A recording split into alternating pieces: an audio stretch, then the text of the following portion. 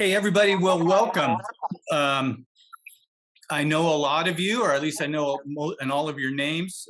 It's my name is Dale Garland, and it's my pleasure to be the run director for the Hardrock 100. And we appreciate you guys taking some time. We hope that this is a useful, helpful, and not intimidating session. Just as kind of a context and background, every year during Camp Hardrock, which you'll learn more about here shortly in terms of the next couple weeks, Chris Twiggs puts together a panel of veterans to kind of help the new runners kind of get familiar, answer the questions, that kind of thing. So what we thought we'd do is we thought we'd expand it a little bit and do a monthly orientation, monthly Q&A. So this is the first one. This is the first one that we've done. Chris has graciously agreed to host from, of all places, London, England. He's like, 6, 7, 8 hours ahead of us. And then we've got a panel of veterans. And so I'll let them kind of weigh in, but we do have some questions that we've solicited. If you responded on the Google form, we've got those. I shared those with Chris and with Tina and Howie and Barbara, and I'll let Chris introduce the panel. But then also, if you have questions as they come up, I'll be moderating the chat room, and I'll kind of feed questions to the panel as well. So also the run committee, we do have a couple people on the run committee. We have Brett Sublett, who is our course director. I know there's a lot of questions about the course, the snow on the course, that kind of thing. We also have Dave Coblentz, who has I don't know if this is the honor, the privilege, or what, to monitor the snow levels. And so I know there's a lot of questions about snow levels this year and what's been a phenomenal year of snow. And then we also have Brad Bishop, our aid station director extraordinaire, because there were some questions about aid station and food and distances and that kind of thing. So I've asked them to join us as well. So without further ado, Chris, I'm going to turn it over to you.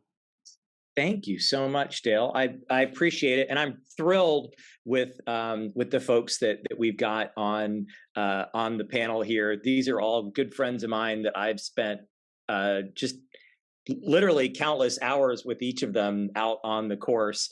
And I could just sit here and tell stories about each of them, but they would tell stories back, and that's not what we're here for. We're here to answer the questions of the folks that wrote in. And if you've got questions that you didn't write in, put them in the chat, and Dale promised that he would be paying attention to that in case there are other questions that come in that we want to cover. So hopefully we've got some good different perspectives from each of these veterans, and we can get these questions answered, and they can along the way share some of their expertise and insight to help you have a successful year, successful tour of the San Juans. So I'm just going to jump into these questions. And the first thing, a lot of these questions have to do with the water out on the course. And it's interesting. I think some of them people are concerned about there being a lot of snow. Some of them just know about the water crossings. So I'm going to start with Howie because he's right there in Silverton. Howie, what are your concerns? Do you have concerns about water on the course, and what do you plan to do this year with regard to keeping your feet dry, or do you even bother? I don't have any concerns with water because I love it when the course is wet and snowy. And yes, I'm sitting literally, my house is about 200 feet from the Hardrock course, and it's completely buried under snow. We have more snow here than I've seen, I think, ever. More than 2019, just not with all the, just minus all the avalanche damage. But yeah, I've never had a problem with wet feet on the course, and I've done it 10 times. My ticket is just putting Vaseline on my feet. I won't change shoes, but I might change socks a couple times. Like going this direction, I'll probably have clean socks like in Sherman, Grouse, Uray, and Telluride, and with a little bit of Vaseline in my drop bag at each of those aid stations to re-Vaseline my feet. I'm sorry, my dog is having its way with me. But yeah, expect to have your feet wet this year for about 97 miles. Starting from when you cross Arastra Creek all the way to the finish line. But it's really not that big of a deal. I never get blisters either, but the snow on the course makes it fun, and there'll be some boggy places like out in Pole Creek, but it's way more preferable to the dry years when it's just hot and dry and there's no water anywhere and it's not quite as green. So absolutely, I'm sticking to it. Tina, do you have any thoughts on what you do to keep your feet dry, or do you bother with that? Oh, to keep them dry? No, Tina, I was asking Tina if she does anything. Okay. I heard you're doing the Vaseline thing. You're muted though, Tina. I didn't know that. I agree with Howie completely. You just expect to have wet feet. I went through years, I think 2006, before I did the HR100, I tried waterproof socks and all these things, and I was all wigged out about wet feet. And then, I didn't wear them. I just had wet feet, and it's like, it's not that bad.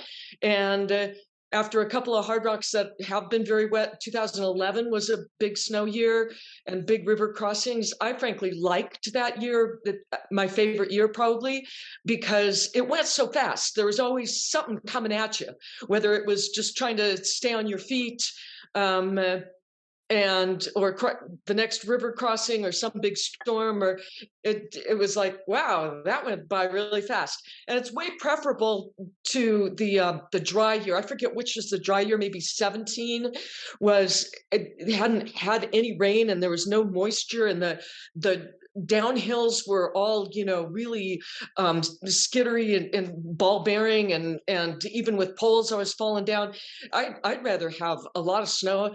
But last year there wasn't any snow on Virginia's, and it wasn't as beautiful, and B, it was kind of harder.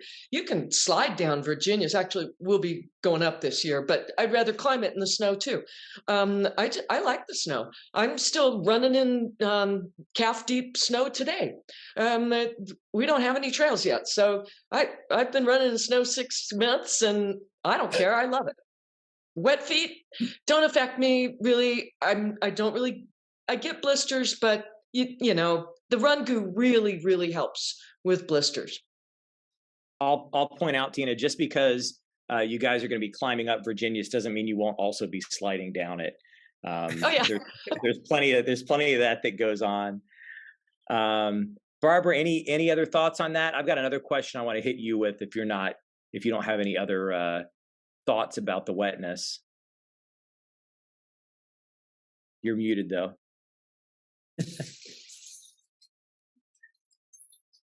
Can you hear me? Yeah, we hear you now. Okay, good. I've tried all the things that Howie and Tina mentioned.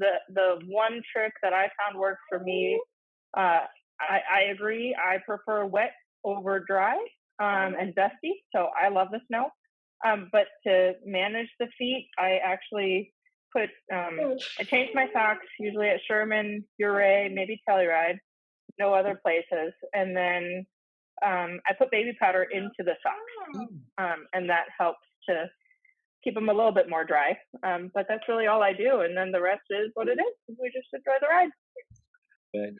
Let me just add to the baby powder. There's another, it's called Blister Shield powder. I went through about 10 years of running before I discovered the Run Goo. I did the Blister Shield, and it's much like baby powder, but a little bit more. I mean, it's just designed for runners and putting in running shoes. So I think it lasts a little longer and is a little more less cakey. So I liked the Blister Shield a lot. For my feet, the Run Goo works a little bit better. Gotcha. There's a lot of There's one choices other out thing there, I though. do too. I at least have I never change shoes, but I have changed insoles in really wet years. Because what's the point of changing your socks if your shoes are really wet? But changing the insoles, you start with a dry insole and you get a little bit further along. So that works too. Good point. Good point. You know, if you have extra shoes or extra socks in a drop bag and you end up not using them, great. But if you don't, you can't use them if you don't have them in the bag. So it's not a bad idea to put them out there. We got a question that had to do with nutrition. And Barbara, I have some personal experience with some of your nutrition tricks. Get off me. Go away. But I'm just wondering, what's your the question? The way it's worded is, what has been your most successful nutrition strategy during Hardrock?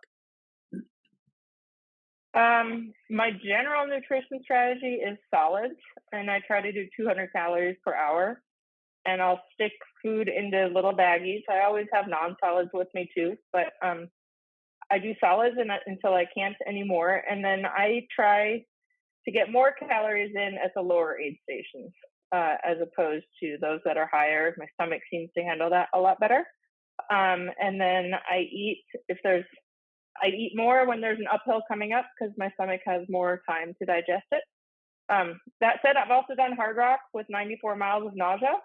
And the only aid stations I could eat at was the lower aid stations, and I survived on Jolly Ranchers in between. So it's possible. Those aren't the most energetic years, but it's doable. It is doable. Absolutely. We've been joined by Betsy Nye. And Betsy, I wonder, do you have any nutrition tips that you can offer to some of these first-time Hardrockers? Turkey sliders. Hi. Can you see me? I don't know. I'm not very good at this. Can you see me? No, we can't see you, but we hear you, Betsy. Oh, okay. The most nutrition, I think, is the most thing is as long as you're having fun and you're not pushing it too hard, then your stomach handles things better. And I agree with like eating at the lower aid stations. I think that's a good point.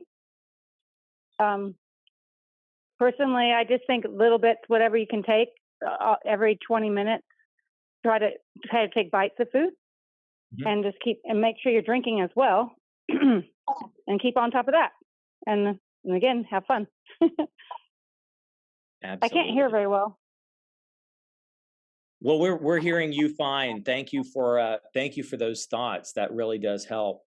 We got a couple of other questions that are really specific about snow. And David, since you're here and Dale has already put all the blame for the snow on you this year, someone has asked just how worried he needs to be. Does he need to worry about bringing an avalanche beacon, a shovel, a probe? I suppose a St. Bernard is another option. Any special equipment that people should think about bringing because of a lot of snow? I really doubt it. I think by the time mid-July comes around, there's not going to be big snow fields where there's going to be a danger of glissading off. Or I seriously doubt we'll need crampons or ice axes or anything like that. It's mostly going to be wet feet and lots of snowy climbs. So all the climbs this year in this direction are going to have the snow, Grand Swamp, Virginia's. Those are going to be snow-packed. You're going to be climbing up. And it's going to be frozen sometimes and slushy sometimes. And so you could, there's a bit of danger of slipping down and going for a little bit of a slide. But I think it's overkill. We'll know the first week, July 1st comes around, we'll know if we need to do special accommodations. But other big snow years, we haven't had needed special equipment. So it'll be fun snow. And if there is too much snow, then there are other considerations. Dale, do you want to take a second and talk about the go, no go? Yeah. Everybody, one of the questions and it's a justifiable question about when will we know exactly the status of things. And traditionally, when we have made that decision, we've looked at all the data, we've looked at everything. conditions, projections, forecasts, that kind of stuff around Memorial Day. And so we will have a decision, we call it the go, no-go meeting. And that's when we actually make the decision what to do in terms of holding Hardrock. There you go. So hopefully we won't face a situation like we did in 19, and everything will get to go as planned. Yeah, just to put one thing in about 2019, remember Howie pointed out that was the year there were a lot of avalanches, and access to the aid stations was a big concern. Doesn't appear to be so many avalanches that we know of right now. So I think that is off the table. So there's less of an issue with access, I think, this year. So it's a very different year than 2019, even though we have as much or as more snow, which will melt, hopefully. Yep, absolutely. Okay. Yeah, Tina. Chris, I was just going to say that 2011, I wore some like mini crampons, Catulas, I think is what I carried going up Virginia's, because it was kind of the early dawn kind of time when things were still icy. And it was the first year I was wearing Hokas. And in the early days of Hokas, they just had no traction at all. They are improved, but I might still carry some little small traction things in my pack. I'm a real prepared person. I don't think I'll carry my whippet though, but probably some little Catulas or mini, just something, just in case. Yeah. Yeah, Chris? I'll add to that. I have the Catulas for those stretches, but I've also in other years I've carried just a little tent peg in case I need to self-arrest. But it weighs nothing and it sticks into your pack nicely. Yeah. And that was one of the questions in the chat was about a tent spike. And so I'm glad you talked about that, Barbara. I mean, in all the years, including 2005, which has the most snow I've ever seen on the course, I've never fallen. I've never slipped, not on purpose, except for glissading. Like the snow by then is so soft, and it's usually, unless you're like one of the leaders, it's been beaten down. You're going to be in a trough, so I wouldn't worry too much about big falls. And the only place on the course that probably has like the fatal fall area is Little Giant, if there was a snowfield across the top there, but I've never seen that happen during the race. No. Chris, could I get a couple other people to talk about things? Go right ahead. Okay. Brett Sublett is our course director, and it's kind of his responsibility to kind of look at that. So Brett, do you want to talk about some of the precautions that we may be doing? If things are somewhat kind of sketchy, what some of the precautions might be? Sure. And I think I can kind of kill two birds with one stone, maybe. Some of the precautions on the snowier sections, and also I know there were questions about water crossings, creek crossings, etc. So maybe I can address both of those things, hopefully. But as everybody's been saying, by the time July comes around, obviously there's going to be a lot of snow melt, and also the snow conditions on the course. The snow is going to be pretty slushy, pretty soft.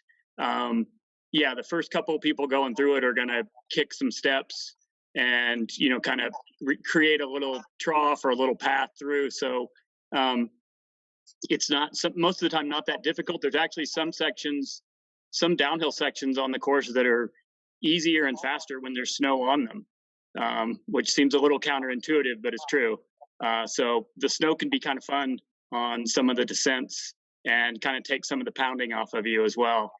But as far as safety precautions, on some of the steeper sections, notably the climb up to Virginia's, the last steep pitches up there. This year, it's probably guaranteed with the snow conditions that we're going to be putting a fixed line, an anchored fixed line up there just to assist. It'll be like a knotted rope that you can just, if you need to, you can have one hand on it just as a little bit of confidence when you're going on that ascent up to there. And on all the creek crossings, like I said, there were a couple questions there. you're not going to be, we're not going to have you like swimming across any creeks or anything like that. Yeah, there's going to be water flowing through the creeks, and the water's going to be cold. And yeah, your feet will be wet, as we've talked about. But we will, on the deeper, those bigger creek crossings, we will also have fixed lines to hold on to when you're going across those water crossings. It's also a good idea to have, if you're using poles, those can be really beneficial in some of the water crossings, just to keep yourself upright and stable.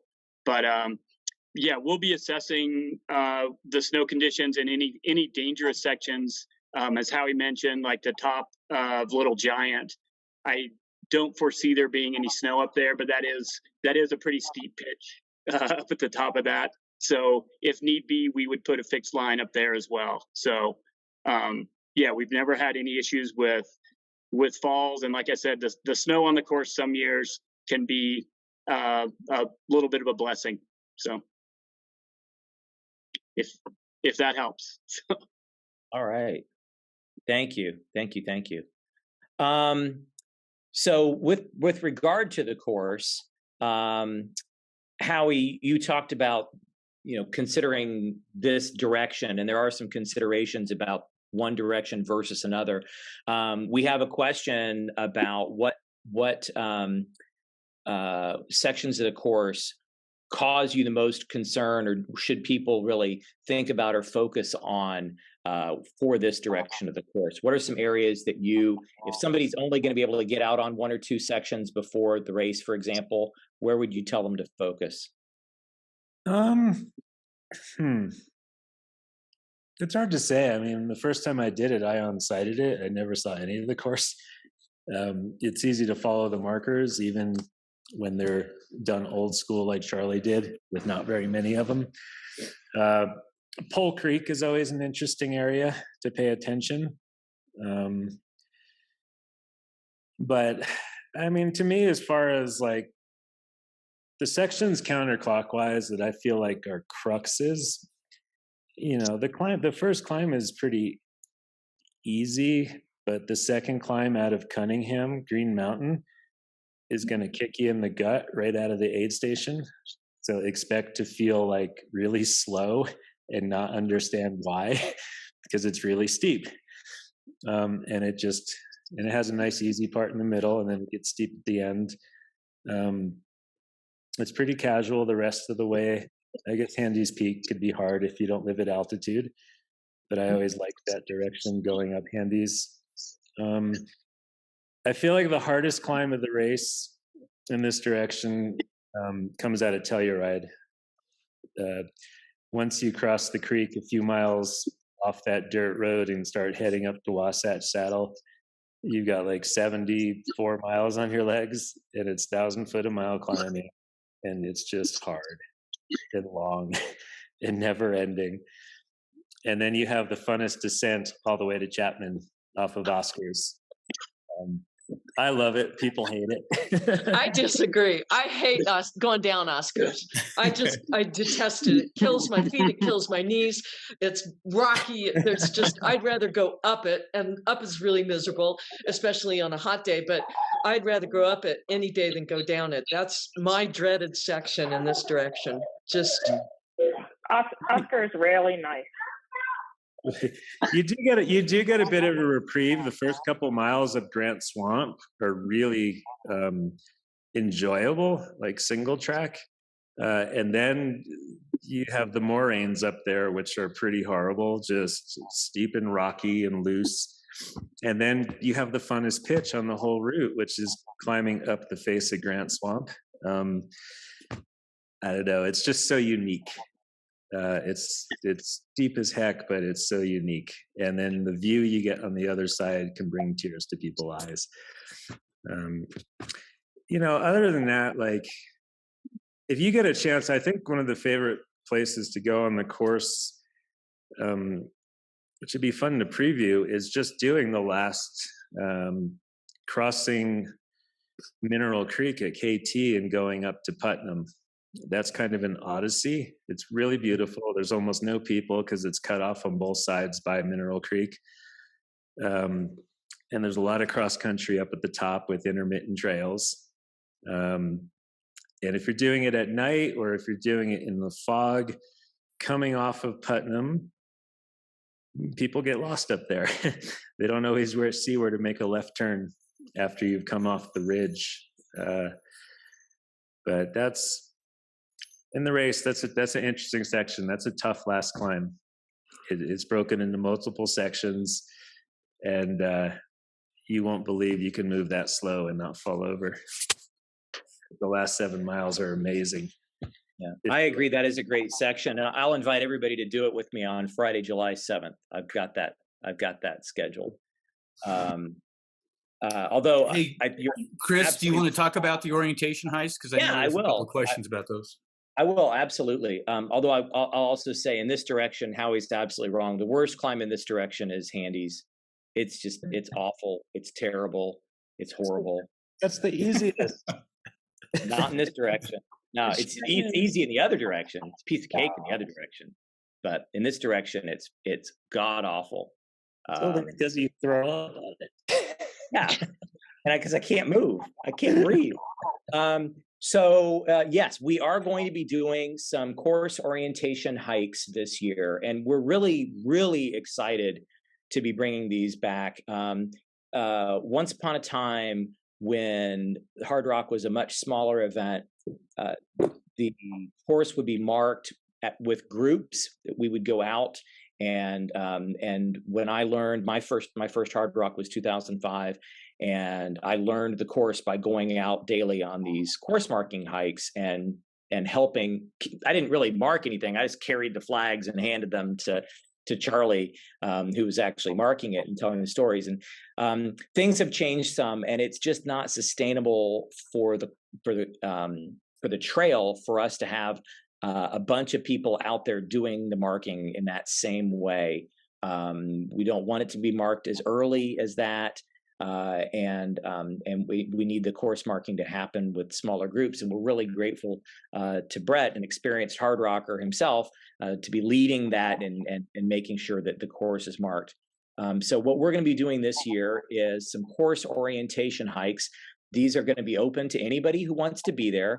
We think particularly people that are doing Hardrock for the first time, or pacers who are going to be doing particular sections will be interested. But if there are others that are coming out to volunteer and they want to be a part of these hikes, then please come along.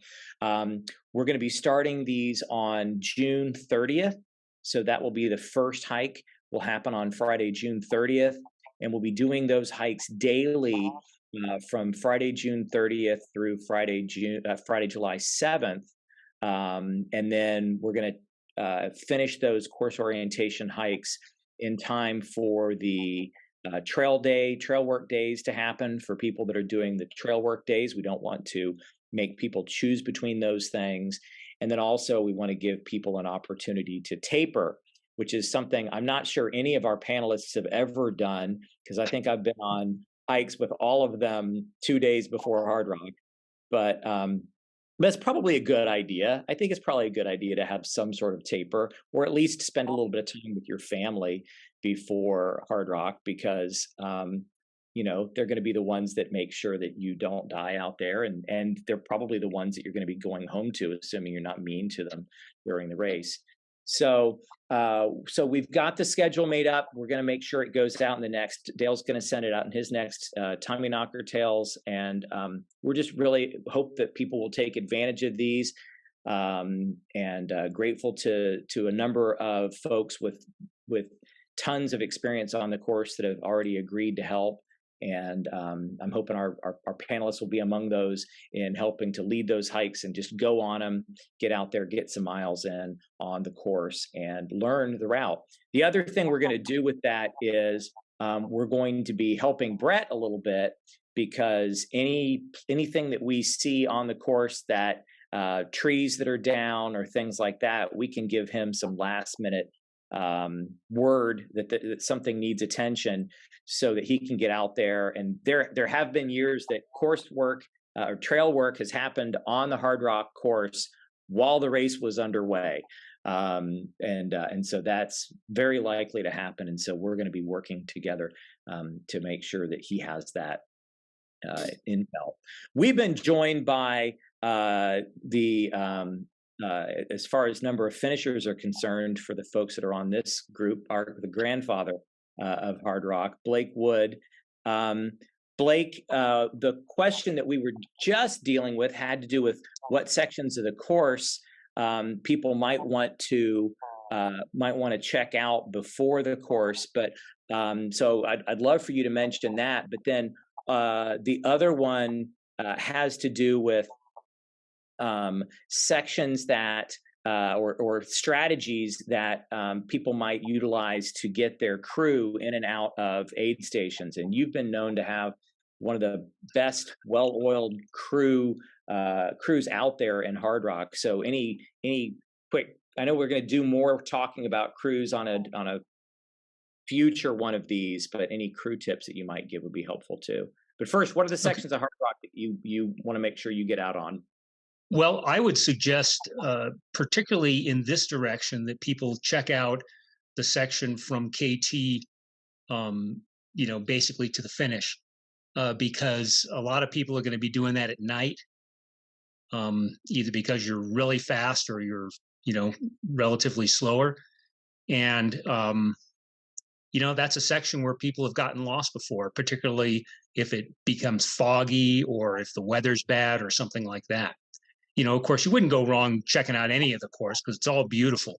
But as far as inoculating yourself against some terrible mistake, I think it's the section over Putnam. Yep. I agree with that. I've been lost in a fog storm there for an hour and a half. Worth knowing. Is any other sections of the course that you that you want to make sure you know blindfolded, Barbara? Blindfolded, not necessarily, but I came to know Hardrock through my husband, and so I always got his perspective. And I had seen, by the time I got in, I had seen every section of the course except the Bear Creek stretch. And I had his perspective, and his perspective is he's afraid of heights, and he thinks it's really exposed. So I was extremely nervous, having just had our second son, or our son, and I was scared. So in any event, it's not that exposed, but I would encourage you to get comfortable with it. I actually made fun of him for thinking it was exposed, but what you do have on that stretch is, especially if you're doing it at night, which I was, you've got the gushing water down below you, and I think it's worth getting used to that feeling of hearing that water in the dark of night right below you. And Barbara, you're talking about Bear Creek Uray, right? Just to clarify. Yep. Yeah. Sorry. Yep. Bear Creek Uray. There's definitely exposure there that goes 200 to 300 feet straight down, right off the side of the trail. It is a section at night that those last handful of miles, like if you're running hard, just be careful, because the penalty for failure is you can't fail there. Because the trail's narrow in some spots. So I'll even walk some of those spots. Yeah, I think you can run the switchbacks, but running the shelf trail seems too risky to me. It's from the Grizzly Bear mine down to the switchbacks. Yeah, that mile or so, mile and a half in there. There's consequences on a number of sections. So it's, unless you're running in the daylight, everybody else will be in the dark. But definitely, it's engaging, but gorgeous. If you have the chance to do that section in the day, I recommend it, because it's so gorgeous, and that gorge that's down there, it's just amazing. It's worth seeing what you're missing at night. I was going to say the first time my buddy Tom Stockton paced me on that section, the first time he had ever seen it. And of course, Tom has subsequently finished Hardrock a couple times and is running it again this year. But he was pacing me on that section, and he kept disappearing behind me. And I couldn't figure out where he'd gone to. And I didn't realize till later when he told me that he's terribly afraid of heights.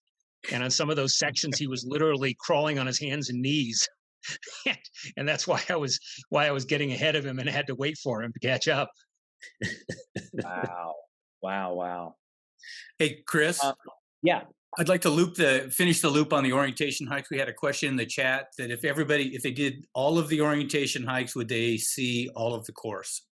Yeah, the only sections that I've left out of that schedule, and we can pick up later, closer to the race, are the Newt Chute coming from it's the trail between the water crossing and the finish line. I think that's it's a short little hike that you could do, that anyone could do on Tuesday. If you're going to be in town anyway in Silverton, there's some activities going on. That would be a good day to do that. And then the next day, Wednesday, we have some activities that are going to be going on over in Uray. And there's the section between the highway and when you come off of Bear Creek, that same trail we were just talking about, when you come off of Bear Creek, Uray, the section to get between there and the Uray aid station, which the pointless ups and downs. Yes, which Dale only recently. Can you believe he didn't know it was called that? Suds. Every hard rocker knows it's called pointless ups and downs, and somehow. Well, then how come everybody's keeping it a secret from the run director? That's what I want to know. Because we don't want to complain too much because we're worried that we won't get to run it again. That is one of the first executive rules of Hardrock, right? No whining. Right. I love that section now, which is weird, but that's because I've done it so many times early season in training. Yeah. Howie's just wrong. It's the section anyway. We'll take people. Howie will show that to people on the Wednesday before Hardrock if you come over to Uray.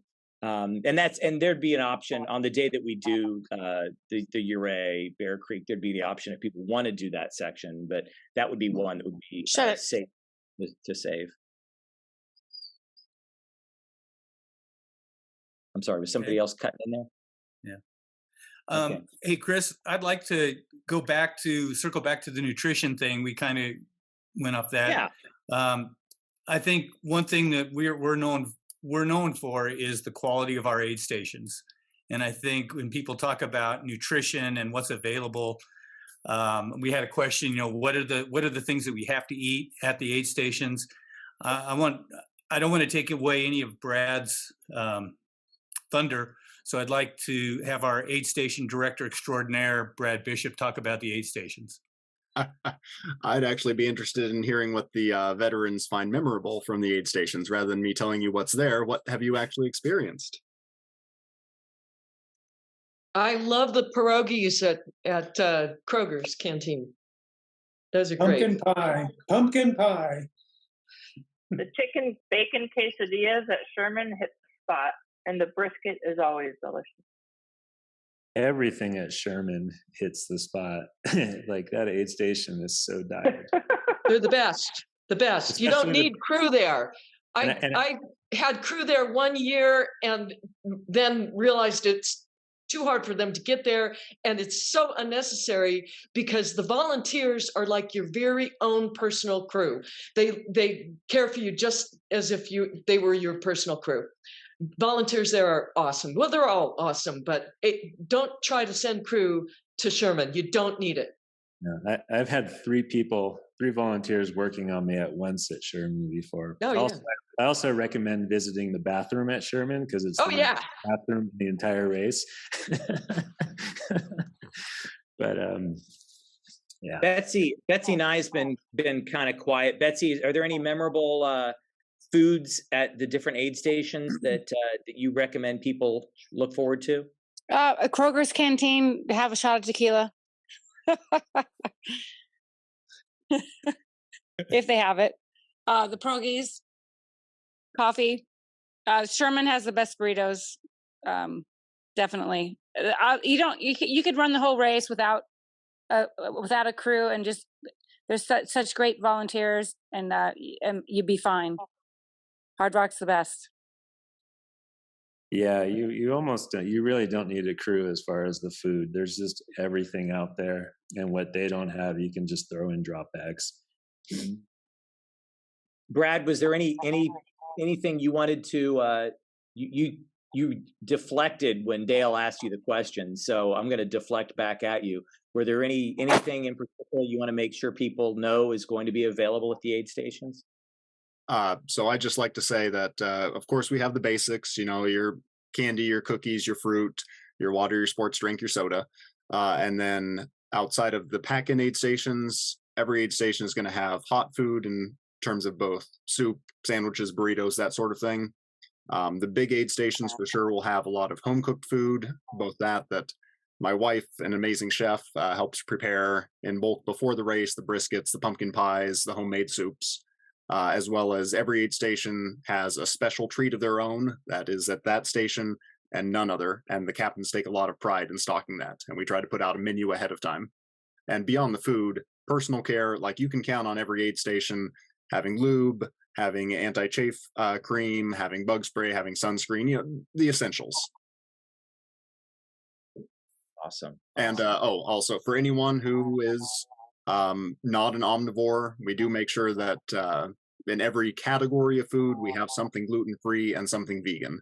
So that means that in the soups, in the salty snacks, in the candy, in the sandwiches, in any of those, if you're craving it, we're going to have at least one and usually multiple options that would fit your diet.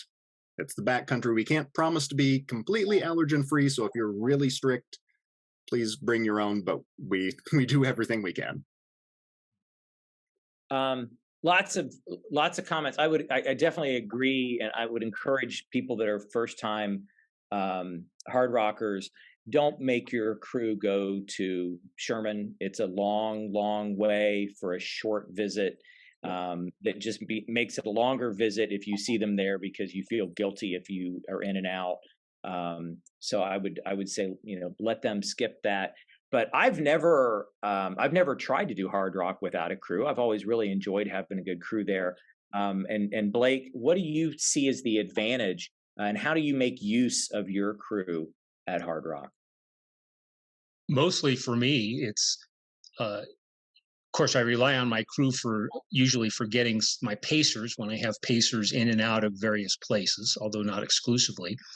But mostly it's we have a pretty extensive checklist, and my wife Rebecca is very, very good at telling me, keeping track when my mind's getting a little fuzzy of, gee, you're not going to get to this next aid station before such and such a time. Make sure you have this, or did you remember to pick up your sunglasses, or did you remember to get your rain jacket, or things like that? So, I usually keep even the aid stations where I don't have crew, I put a checklist in my drop bag, and I'm a really big believer in checklists. But, beside that, just having, an extra pair of legs to run over and get me something that I need, or run a cup of soup back and forth a couple times to make sure it's not too salty or too hot, something like that, is what I mostly rely on my crew for. I'd like to jump in here if I could for a second, Chris, on the crew thing. Matt, crew are people who cranky run or endless waiting. So that's what we talk about. I do think there's some benefits to having a crew. Part of it is, as Blake has said, to have have somebody there to kind of help you out. But it's also something there to have share the experience. I mean, Hardrock is an experience for a lot of people, and we've seen a lot of people. I think of even Blake's family. I've watched them grow up from young girls to, PhDs at Hardrock. It's like an annual thing. That being said, I think, Dave, do you want to kind of comment? I thought you just did a really good comment in the chat about the crews and how the crews can best take care of themselves.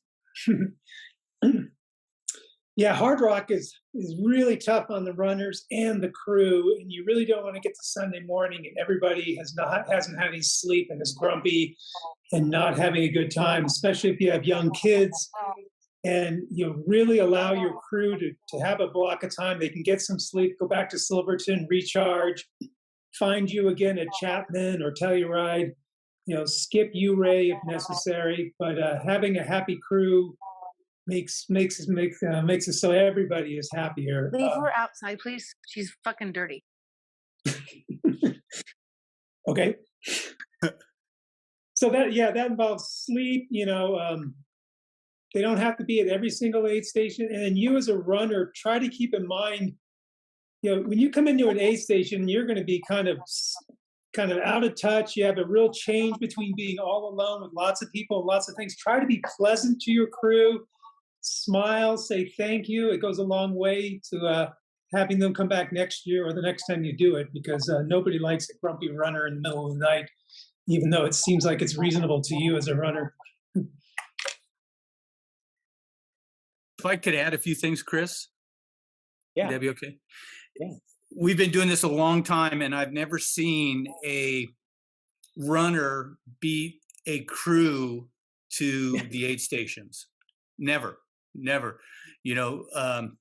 And what I mean by that is there's no real reason, say, for example, taking the advice that's been shared about not going to Sherman, there's really no reason to go from Cunningham directly to Animas Forks, because there's just no way. You'll be sitting out there for a long time at 11,000 feet, and there's no cell service and stuff like that. So I think Dave's point is well taken. Go back, recharge, that kind of thing. That being said, a couple of things. One, especially around Animas Forks, we're going to institute something new this year, and that is a staging area based on some facts and some data that we're compiling as we speak. We don't have it totally lined out, but you can expect a couple things when it comes to crew access. One, at Cunningham, there'll be shuttles. There'll be a common parking place at the old 100 mine, and there'll be shuttles out to Cunningham. Just because there's so many people that we need to kind of remember that we're not the only people out in the San Juans on that weekend. There's many other people, so we need to accommodate that.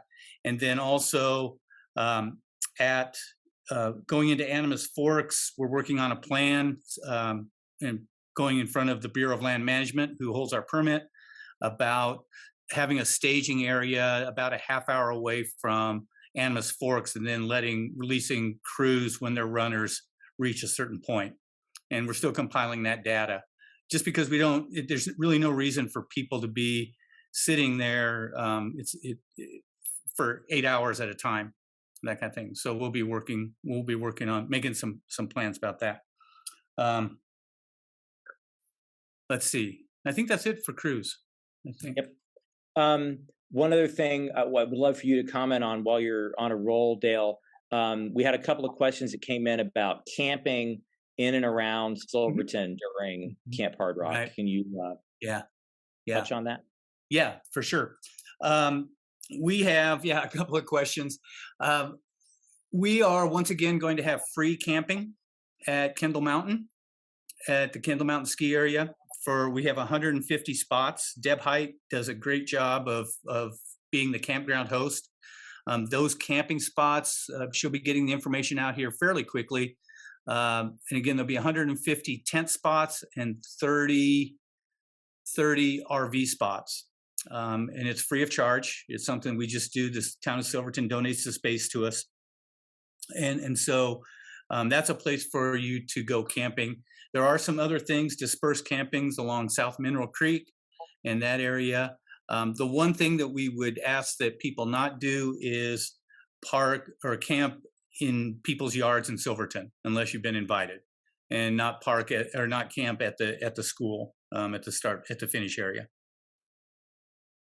Great, thank you. Thank you. Same with the Shrine Road. You can't camp on Shrine Road, and I know people try. Yeah. At risk of exposing my favorite little secrets, it's not secret, but it's generally not very crowded, is Little Mullis Lake. Right. I think maybe I can't. I've seen other Hard Rockers. There's a big meadow. It's all hole pocked, but if you have a cot, it's not very comfortable for just putting your sleeping bag on the ground because it's a meadow and it's not very even. But I used to bring a cot and put that in my tent, and it's a nice meadow. There are the trailhead parking and bathroom, no running water, but it's very beautiful there. It's at over 10,000 feet, so great for acclimating. And it's a pretty okay road. A two-wheel drive car could make it up there. So I think there's no problem with just putting a tent in the meadow. It's really nice. Mm-hmm. Yep. Speaking of acclimating, somebody asked, submitted a question, said, should I put an altitude tent in my bedroom this spring if I can't move up high for more than about 10 to 12 days before the race? I'll say, first of all, if you own an altitude tent, well, of course, if you own one, you might as well be using it, right? What would be the point in owning it if you're not using it?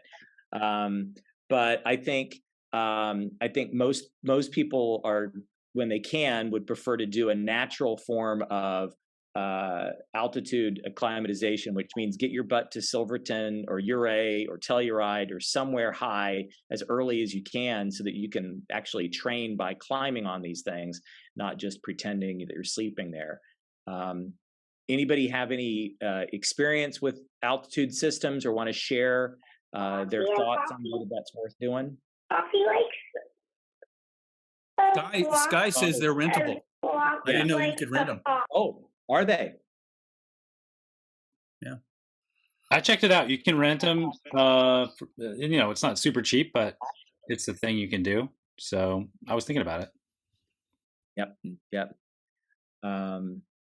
They're good The systems. other thing you could do is take the slow Fay iron supplements like a couple of weeks before to get more iron in your blood. Mm-hmm. I mean, if you don't live at altitude, I've never done the race not living at altitude, but I think the best bet is just be as fit as you've ever been in your life is probably the best thing. And if you do get up a couple of weeks early, go high every day. Don't go hard, but go up to 13,000 feet every day. Go and hang out for a couple hours up there. The more you can get up high before the race, the better. And the more fit you are, and make sure you drink a lot of water up here. I always found, even living at altitude, the first few climbs, I'll even feel it, but after a while, you just don't even notice it anymore. Halfway through the race, it's a non-issue. Anybody got a room for rent at altitude for the first couple weeks of July? I'll probably staying at my house. Dale, when does that the Kendall campground open? Oh, thanks. Can you? Yeah, Tina, thank you. I'm sorry, I forgot about that. That opens on the Wednesday before Hardrock. So Wednesday if you come up in June, that's not an option as early as June. Okay. Right. Yeah. That's a venue that they use for other events, weddings. It's a popular wedding venue, those kinds of things. So we've been able to get it for the week of Hardrock, but that's it. Yeah, if you're coming up in June, usually most people will just camp along South Mineral or up at Little Molis. You can disperse camp almost anywhere. There's tons of spots depending on what altitude you want to be at, and people can just hit me up if they have any questions. I would say just make sure you're out there by June 30th so that you can go on those orientation hikes. And honestly, my experience has been that the getting out and hiking is the most important part of it.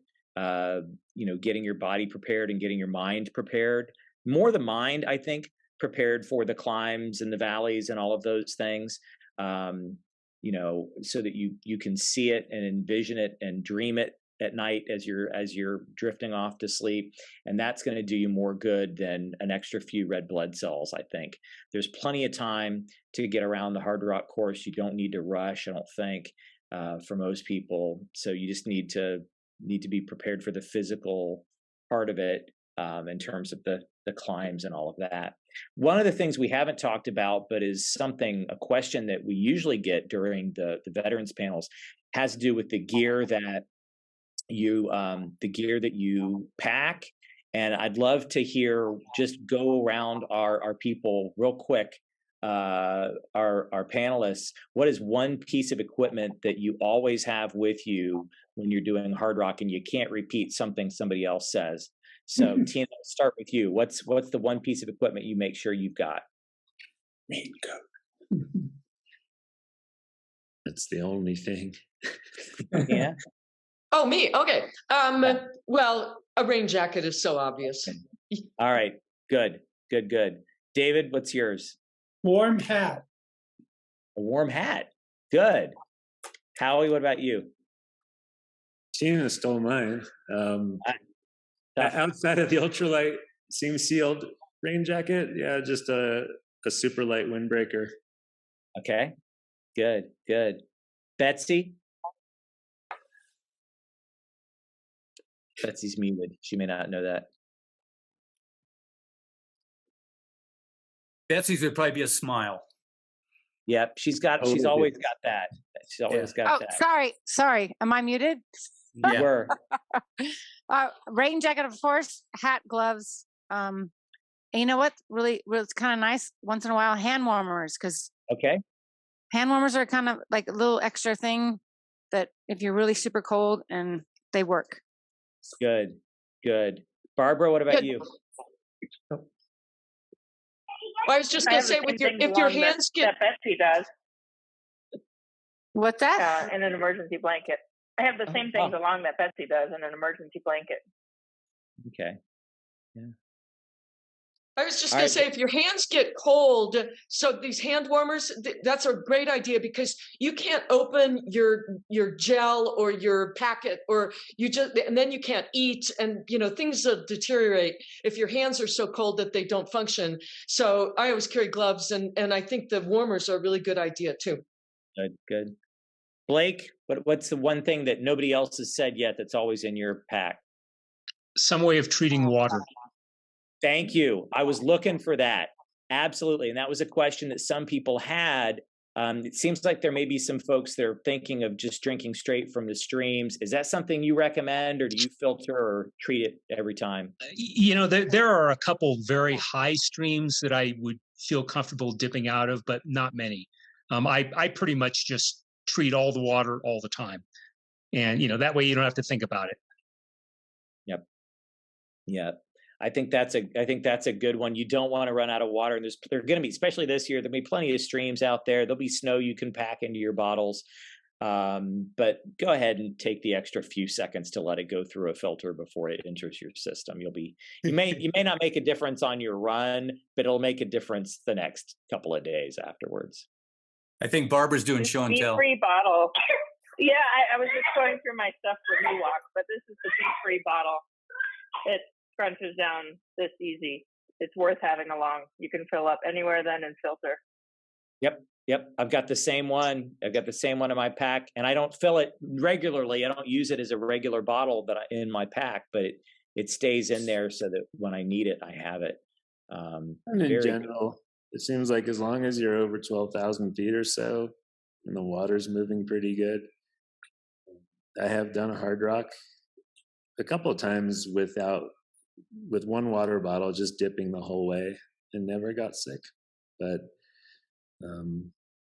versus in the Sierra, where I have gotten sick. Mm-hmm. I would also say, even if you're filtering, don't drink water coming out of a mine. There's a lot of them out there. If the water's orange, avoid it. Absolutely. We got a question about what time the course orientation hikes are going to start. I'm going to need to get back to people on that, because I need to check how long it's going to take to get vehicles set up, because in most cases, we're going point to point, and so we need to make sure we get people driven out there. So I'll make sure that by the time it goes out, by the time Dale sends out the schedule, that we've got some starting times on there as well. you know, count on the hikes being early, starting fairly early in the morning. There's a general rule that I don't live in the San Juans. Disclaimer: I live in Florida, but I've spent every summer in the San Juans for the last 20 plus years, 26 years, and in general, you want to be coming down by noon if you can from your hikes, because the monsoons are going to come in, and it's better not to be up high when the lightning hits. And I think we've probably all been there when it does, and it's not someplace we like to be. So we're going to try to start the hikes early enough in the morning that we've gotten most of the climb out of the way fairly early in the day. No moonlight hikes, no plans for those. I've got a few more things from the chat, Chris. Great, thanks. One is, we had a question about if it's a bluebird day, what the veterans think about traveling light with lighter gear than normal. I would say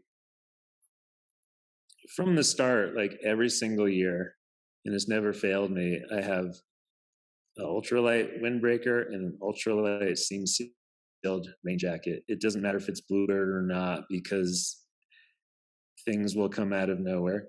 And sometimes it's even if it's bluebird, you're going to 13 and 14,000 feet. It gets cold, it gets windy on the top of things. Having two super light jackets, one being waterproof, is never a bad thing. I've known too many people that try to go super light and they don't take the rain shell or other things, then all of a sudden things change, and next thing you know, they're hypothermic. It's the San Juans. It's wild and tough. It doesn't matter if it's bluebird, because 15 minutes later, it can be a hailstorm that lasts 45 minutes. You just don't know out here. So it's like 2 7-ounce jackets weigh nothing. You're not going to notice the difference in what you're carrying. You don't need to be a hero out there. You want to be safe. I saw David shaking his head too. What are your thoughts on don't skimp on the gear? Huh? I mean, carrying the right gear is so light these days, and even carrying a garbage bag or something in a pinch, it's such an easy thing to do, and there's such severe consequences if you're caught on a ridge in the rain and you get cold. Your run is over. So, you know, don't try to cut the corners by not taking gear. It's just not a right thing to do, period. Good answer. Dale, what else are people wondering? We've got question about mini crampons, places on the course where maybe if you're going to use crampons, where those places might be. I think we did I think Tina mentioned Virginia's was someplace that she used them, but if there's other places that veterans, if you're going to use Catula micro spikes or something like that, where you might think about making sure you have those if you're going to use them. I think it depends a lot on what time of the day you're at a place. You know, during the days, from mid-morning until sunset, the snow will probably be pretty soft, and it's easy to kick steps if you're going up a northern exposure, which we will be doing a lot of in this direction. But you know, from sunset on till an hour or so after dawn, some of those steep sections get really, really hard. And, I plan on carrying some micro spikes basically, during the night, depending, when I'm going to get to some of those places. I wouldn't bother so much during the daytime. But you ought to have, give some thought to where to put them, like what drop bag to put them in case you're running several hours either ahead or behind what you thought. You'd hate to be off by a few hours late in the race when you really need them and discover that a section you thought you were doing in the middle of the afternoon, you're doing in the wee hours of the morning, and are really wishing you had them. Absolutely. This year, I don't know what it's going to be like. In 2005, we went up a steep snowfield up Grant Swamp, which was pretty icy. I've never seen it like that since then, but this year is a pretty epic snow year. So I guess we'll have to wait till race day to see how much snow is still left on Grant Swamp. Mm-hmm. For anybody coming out early, I would mention the backcountry is going to be a mess even through a lot of June. So at least in the Silverton area, maybe down in Uray, things melt out way quicker, but in the Silverton area, expect a lot of snow if you come out early and a lot of wet trails. You know, one thing I might add about the snow, besides what Howie just said, and there's been a lot of questions about, you know, changing shoes and things like that. You know, in almost any year, but especially this year, you just got to assume that your feet are going to be wet the entire race. So, you know, don't rely on keeping on an important part of keeping your feet in shape, having them be dry. That just won't happen at all. You know, and I mean, as soon as you run across a wet meadow, you know, you're going to be sopping wet. The other thing is that there are sections where this year, normally we don't have snow, but this year we'll probably be on, you know, we very well might be on snow for several miles, say in American Basin or up in climbing up to Oscars, you know, going up in Wasatch Basin. And in places like that, depending on what time of day you're getting there, you might be post-holing. And boy, post-holing in shorts when you got a crust on the top of the snow can be pretty painful. So you might want to have, in that case, some long gaiters or a pair of lightweight pants that you can put on just to protect your shins from getting, you know, ending up bloody from punching through the snow.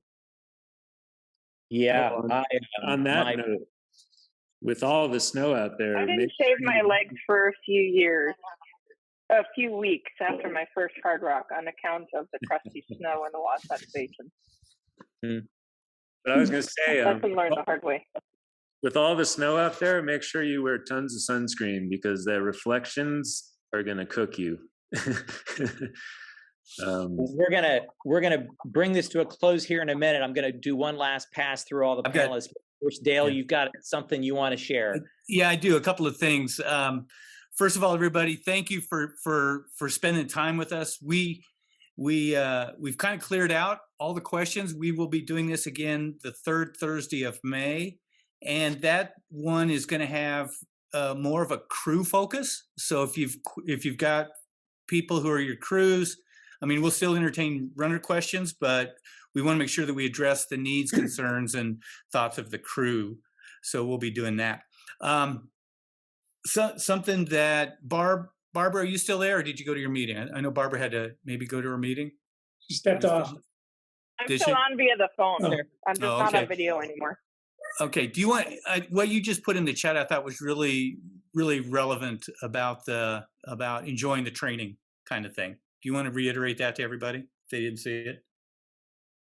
Yeah, I mean, I'll just admit I'm a type AAA personality, and I really had to tone it down a notch with 3 kids to remember that we're doing this for fun and just enjoy the training. Do what you can with what you have. I'll be honest, guys. My training looks like this. It's Orange Theory during the week when I can. I run there, I run back. That gets me 3 miles. And I get out consistently 2 hours a day on the weekends, sometimes at elevation and sometimes not. And it's all in the mindset of how I go into the race. I want to finish. I may not be doing it for performance anymore just because I don't have that level of training. But if your mindset wants to finish, you'll finish, and don't enjoy it. Enjoy the process. Don't stress over you missed the workout or you missed the training. Run and show up ready to finish. I don't know how else to say that. It's much more enjoyable that way. Things in, Kristen. I know you want to bounce around to the things.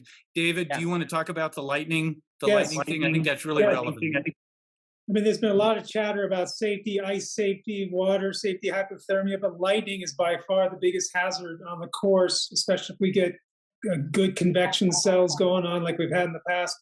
We'll be posting a lightning safety PDF on the website. I would encourage everybody to read it and have a plan. And we have very generous cutoffs at Hardrock specifically so you can hunker down and not be stressed about moving across a ridge during a lightning storm. We do not want to see someone get anywhere near lightning or hurt by lightning, and it is a very serious hazard, and we should all take it seriously.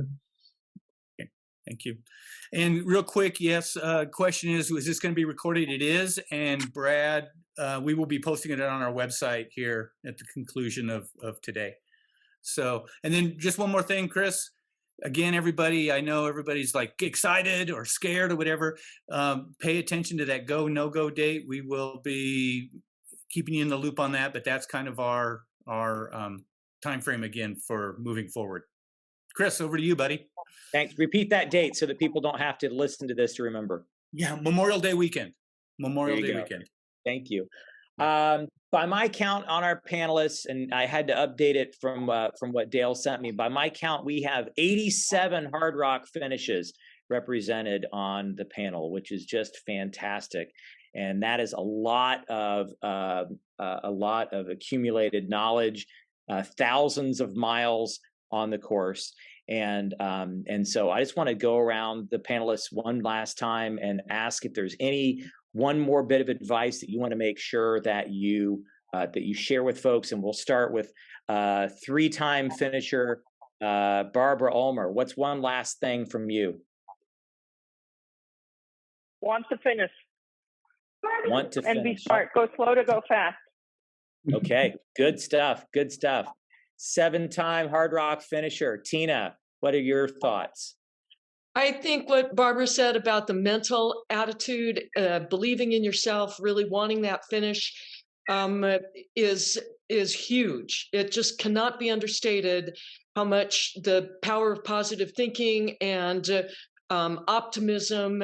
And so I would say go in expecting adversary. There's going to be adversary out there. There's going to be difficulties, but also prepare yourself. Just go in expecting yourself to rise above those adversaries, to problem solve and rise above it. Have a mantra. There's a song by Seether actually called Rise Above that I like. So sing a song that makes you happy and gives you confidence. Have a crew, have a pacer that has unwavering belief that you're going to finish, and it'll get you to the rock. Tina was one of my pacers one year, so I will vouch for that being a real big benefit. Absolutely. 10-time Hardrock finisher Howie Stern. What's one last thing from you? Kiss the rock. Kiss the rock. All right. You've got the privilege of running Hardrock. Make the loop.